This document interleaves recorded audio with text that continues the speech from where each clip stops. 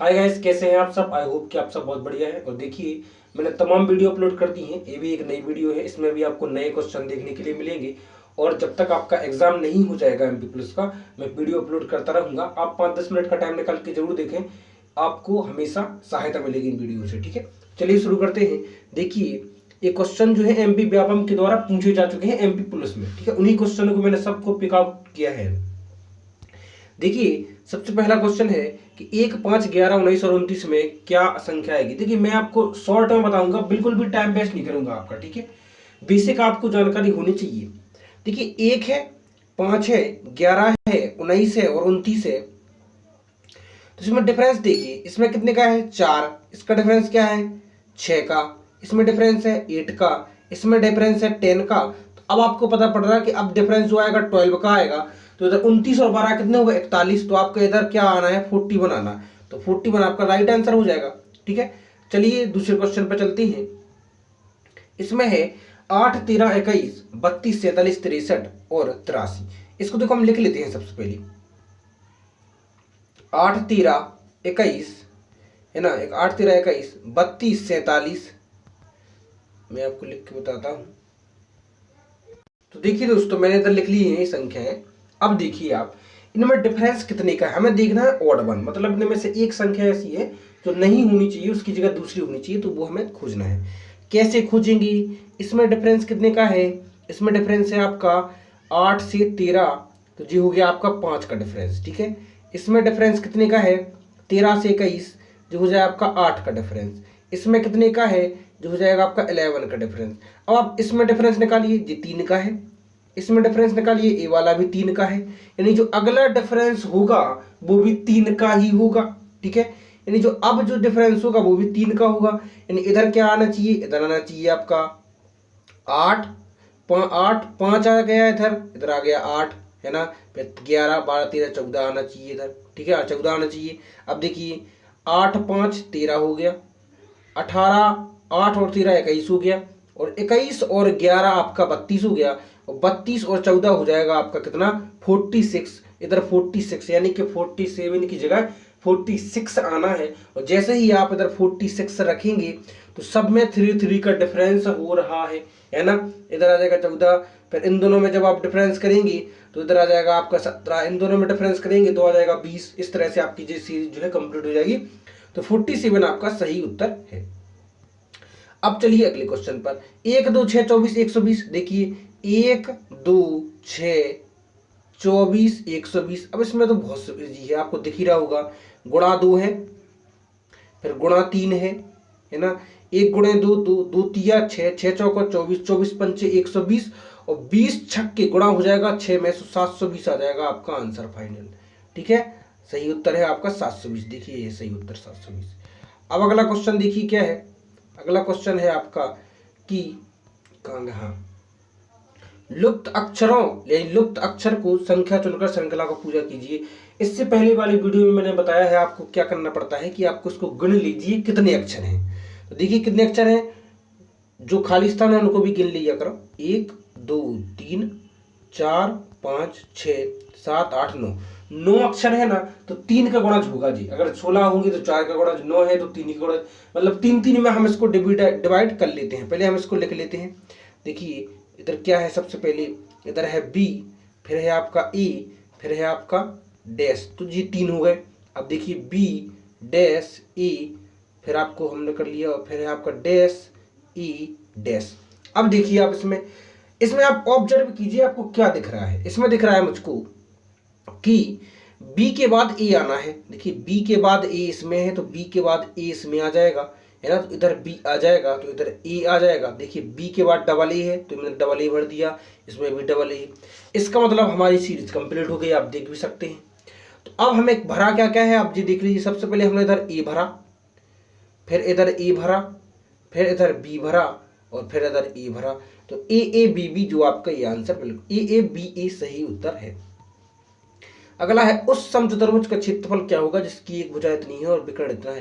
तो भैया इस क्वेश्चनों को करने के लिए आपको बस एक ही आना चाहिए, समकोण त्रिभुज का क्षेत्रफल आपको निकालना आना चाहिए। समकोण त्रिभुज जो होता है ना, इसका क्षेत्रफल होता है 1/2 आधार गुणा ऊंचाई, 1/2 आधार गुणे ऊंचाई। आधार होता है जी वाला, ऊंचाई होती जी वाली, इसका हमें 1/2 आधार गुणे ऊंचाई आनी चाहिए। तो देखिए अब मैं आपको बताता हूँ करके। इसको आपने देख लिया, ठीक है, कि समचतुर्भुज का क्षेत्रफल होता है 1/2 आधार गुणा ऊंचाई। इसी में से हम सबको सॉल्व कर सकते हैं। देखिए अब समचतुर्भुज का हम चित्र बना लेते हैं। सबसे पहले समचतुर्भुज का चित्र बना के मैं आपको समझा, टाइम थोड़ा लग जाएगा लेकिन आपको समझ में आ जाएगा। जैसे मैंने समचतुर्भुज का चित्र बना लिया, इसकी चारों भुजाएं कैसी हैं, समान है, ठीक है, समचतुर्भुज, इसकी चारों भुजाएं कैसी हैं, समान है ना। अब देखिए जी विकर्ण भी दिए गए, इसमें से मैंने एक पार्ट उठा लिया, ये चारों पार्ट बराबर होंगे, याद रखना चारों पार्ट बराबर है। इसमें हमें दिया क्या क्या है, इसकी भुजा जो है उसमें कहा गया है आपसे कि जो भुजा है इसकी, ये जो भुजा है ये है आपकी विकर्ण की, इसकी भुजा है 4.5, ठीक है, और एक विकर्ण है इसका कितना, 5.4। विकर्ण मतलब एक यहां से यहां तक की दूरी 5.4। जब यहां से यहां तक की दूरी 5.4 है तो इसकी आधी दूरी कितनी होगी, जो होगी 2.7। आधी दूरी होगी 2.7, मतलब आधार मिल गया आपको। हमें लेकिन जे वाली दूरी पता नहीं है ना, हमें जे वाली दूरी पता नहीं है। अगर ये पता होती हमें ऊंचाई तो हमें आसान हो जाता निकालना हमारे लिए, ठीक है, हमारे लिए। तो देखिए अब मैं आपको करके बताता हूँ कि कैसे एक मैंने क्या किया, इस त्रिभुज को अलग से निकाल लिया। देखिए मैंने बताया भी है, आपका बेसिक क्लियर होना चाहिए वरना आपको जी क्वेश्चन नहीं आएगा, ठीक है। अब देखिए ये आपका 2.7 है, 2.7, ठीक है। ये है आपका एक भुजा जो है आपकी 4.5 है।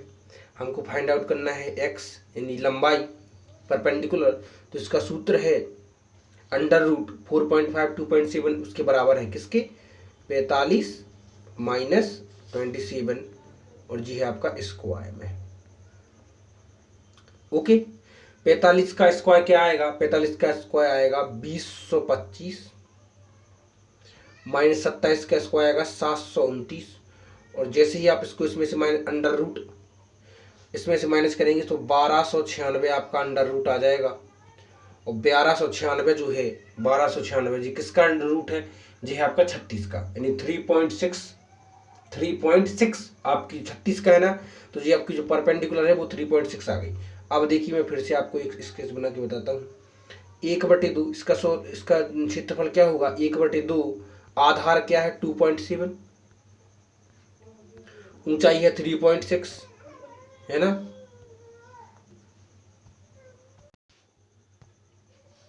इसको सॉल्व कर लीजिए, 2 से जी डिवाइड गया, ये गया आपका 1.8 बार में, और आप 27 इंटू 1.8 करेंगे तो आपका 19.44 नहीं आएगा, क्योंकि अभी एक का है। ऐसे ऐसे हमारे पास 4 हैं, याद रखना कैसे हैं, 4 हैं, एक जी है, एक ई है, एक ही है, ठीक है, 4 हैं। इसकी और कोई भी ट्रिक हो सकती है, मैं नहीं कह रहा हूँ कि नहीं हो सकती, लेकिन मैंने आपको बेस बता दिया है कि किस तरह से ऐसे क्वेश्चनों को हम सॉल्व कर सकते हैं। इसमें दो निकल कर आ गए, एक समकोण त्रिभुज का पूछ लिया जाए तब भी आप निकाल सकते हैं, और अगर आपको समचतुर्भुज का पूछ लिया तब भी आपने निकाल दिया।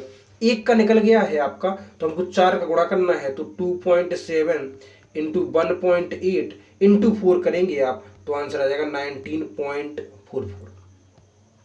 अब हम चलते हैं अगले क्वेश्चन पर। दो संख्याओं का औसत 24 है, यदि पहली संख्या में 2 की वृद्धि कर दी जाए दो और छोटी संख्या में 2 घटा दिया जाए तो उन दोनों का औसत क्या होगा। तो भैया कुछ भी नहीं है, संख्याएं उतनी है, संख्याओं का जोड़ भी उतना होगा। अगर पहले 2 जोड़ दिया जाए, कोई भी संख्या है पहले 2 जोड़ दिया जाए और फिर 2 घटा दिया जाए, तो संख्याएं देखो, जैसे औसत का सूत्र होता है कि आंकड़ों का जोड़ बटे आंकड़ों की संख्या कितनी है, 2 संख्याएं हैं, औसत बराबर निकला गया 24, तो इसका गुणा करेंगे तो मतलब संख्याओं का जोड़ आ रहा 48, कितना आ रहा 48। अब इसमें आप 2 जोड़ दो और 2 घटा दो तो 48 में कोई डिफरेंस नहीं हुआ ना, कोई मतलब बदलाव नहीं हुआ, चेंजेस नहीं हुए, और 2 की 2 संख्याएं भी हैं, तो वो आंसर आपका जो है औसत नया जो होगा वो वही का वही आएगा, कोई उसमें कोई दिक्कत नहीं। एक व्यक्ति अपने वेतन का 2/5 भाग भोजन पर, 3/10 भाग किराए पर और 1/8 भाग अन्य चीजों पर खर्च करता है, उसके पास उसके वेतन का कितना भाग अभी बचता है। तो भैया अब नॉर्मल सी बात है कि हम सभी को जोड़कर और शेष देख लेते हैं कितना बचा, ठीक है। तो सभी को जोड़ो, 2/5 प्लस 3/10 प्लस 1/8, इसको हम जोड़ेंगे तो हमारे पास एलसीएम आएगा आपका 40, है ना, 40 जाएगा, 5 8 40, तो 8 दूनी 16। 10 चौको 40 तो 4 × 3 = 12 और प्लस 8 × 5 = 40 तो 5 × 1 = 5। जी आ जाए आपका 16 और 12 और 5 33/40 आ गया आपका। कितना आ गया? 33/40। जी ये पूरा खर्च हो जाता है उसका। 40 में से 33 खर्च हो गया तो बचा आपके पास 7/40। यही आपकी बचत है ना, यही आपकी बचत है। अब हम चलते हैं अगले क्वेश्चन पर। अगला क्वेश्चन है आपका, देखिए क्या, एक व्यक्ति धारा की दिशा में 12 किलोमीटर प्रति घंटा और धारा की विपरीत दिशा में 4 किलोमीटर प्रति घंटा चाल से तैराकी करता है, तो स्थिर जल में उसकी चाल क्या है? तो ये धारा की चाल में, धारा की विपरीत दिशा में और स्थिर जल में सूत्र होता है अनुकूल चाल बटे प्रतिकूल, अनुकूल चाल प्लस प्रतिकूल चाल बटे 2। तो अनुकूल चाल है धारा की दिशा में यानी 12 प्लस प्रतिकूल चाल है धारा की विपरीत दिशा में मतलब 4/2। तो 12 और 4 हो जाएंगे 16/2। तो आंसर आ जाएगा 8 किलोमीटर प्रति घंटा। अगला है आपका कि 200 मीटर लंबाई वाली 200 मीटर पुल को पार करने में 250 मीटर के पुल को पार करने में 45 सेकंड चाल से चल रही है गाड़ी, कितना समय लेगी? तो समय बराबर दूरी बटे चाल। तो दूरी कितनी है? तो दूरी है टोटल कितनी? 200 मीटर लंबाई है इसकी और पुल की भी है तो 450। ऐसे आपको इस सवालों को ऐसे करना है, चाल गुणे वो आपको क्या करना है, सबसे पहले आपको दूरी रखना है बटे में समय गुणे 18/5 बराबर में चाल जो है आपको किलोमीटर पर घंटे में रखना है, याद रखना है किलोमीटर पर घंटा में। हमने आपको सूत्र आपको पहले बता दिया है इसलिए मैं कह रहा हूं। ये जो फॉर्मूला है जो मैं आपको पहले बता चुका हूं कि कैसे भी ट्रेड वाला सवाल आ जाए आपको ऐसी फॉर्मूला लगा देना है कि दूरी बटे समय 18/5 और इधर चाल रख देना है। ठीक है, चाल में क्या है 45, लेकिन इसको क्या है किलोमीटर पर घंटा में रखना पड़ेगा, तो उसको 18/5 से आप डिवाइड दे दो तो किलोमीटर पर घंटा में आपका रख जाएगा। ठीक है, 18/5 से आप गुणा कर दीजिए तो किलोमीटर, अभी मीटर पर सेकंड में है ना चाल, उसको किलोमीटर पर घंटा में रखना पड़ेगा। तो भैया जी से जी तो जी कट गया है 18/5 से 18/5 और 45 से कट गया जी एक बार में, 10 बचा इधर, एक्स इस तरफ चला गया, सो 10 बराबर एक्स बराबर 10 हो जाएगा 10 सेकंड, है ना। कितना जी हो गया, कोई दिक्कत नहीं है। अगला है कि एक परीक्षा में 80 में से 24 विद्यार्थी अनुत्तीर्ण हुए, एक परीक्षा में 80 में से 24 विद्यार्थी अंग्रेजी में अनुत्तीर्ण हुए और 40% विद्यार्थी जो है 80 में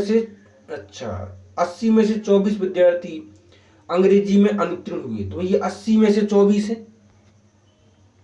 तो 24 गुणे 100 बटे 80 कितने प्रतिशत विद्यार्थी हैं? 0 से 0 कट गए, 8 30 24 30% विद्यार्थी ऐसे हैं, 30% विद्यार्थी ऐसे हैं जो इंग्लिश में फेल हैं, हिंदी में है 40 फेल। ठीक है, अब तो हो गए टोटल 70%, लेकिन दोनों में कि कुछ हिंदी में है और मतलब दोनों में कि हिंदी इंग्लिश दोनों में है ऐसे हैं 20%। ठीक है, तो इसमें से हमें जी माइनस करना पड़ेगा तो बचे 50%। अब टोटल मतलब ये है कि 80 में से 50% विद्यार्थी ऐसे हैं जो फेल हैं, टोटल फेल है ही, है ना। 50% विद्यार्थी फेल हैं, कुछ एक में है कुछ दोनों में है, लेकिन 50% विद्यार्थी ऐसे हैं जो टोटल फेल है 80 में से। तो 80 में से 50% फेल है तो पास कितने में, पास कितने हैं, 80 का 50% 40, तो 40 फेल है तो 40 पास है। ठीक है, 40 ही पास है सफलतापूर्वक। आई होप गाइस कि आपको समझ में आया होगा। वीडियो को लाइक और चैनल सब्सक्राइब करें। मिलते हैं अगली वीडियो में, टेक केयर, बाय बाय।